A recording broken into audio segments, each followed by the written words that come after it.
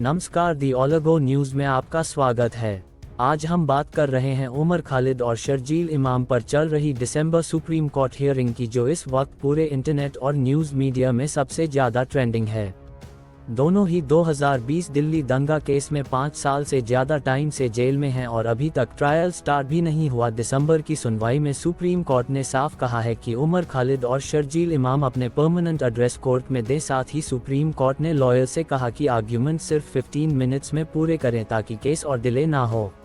लेकिन सबसे बड़ा सवाल ये है कि क्या ये सब सिर्फ कानून है या पॉलिटिक्स भी है, क्योंकि हर बार जब भी उमर खालिद की बेल पर सुनवाई होती है कोई ना कोई रीज़न देकर केस आगे बढ़ जाता है। इंटरनेट पर लोग कह रहे हैं कि ऐसा लगता है कि मोदी सरकार इस केस को इंटेंशनली लंबा खींच रही है।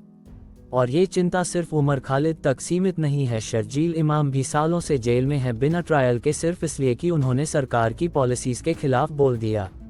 इस सब के बीच सबसे बड़ा एग्जाम्पल है पूर्व IPS अफसर संजीव भट्ट। कई लोग पूछ रहे हैं कि क्या सच में भारत में ऐसा माहौल बन रहा है कि जो भी मोदी के खिलाफ बोलेगा वो सालों तक जेल में रहेगा। संजीव भट्ट भी मोदी के खिलाफ बोले और सालों से जेल में हैं। लोग कह रहे हैं कि ये रूल ऑफ लॉ नहीं बल्कि फियर ऑफ लॉ बनता जा रहा है। कई ह्यूमन राइट्स ग्रुप्स भी सवाल उठा रहे हैं कि एक देश में जहां डेमोक्रेसी, फ्रीडम ऑफ स्पीच और फेयर ट्रायल की बात होती है, वहां किसी को बिना ट्रायल के 5 साल रखना क्या सही है।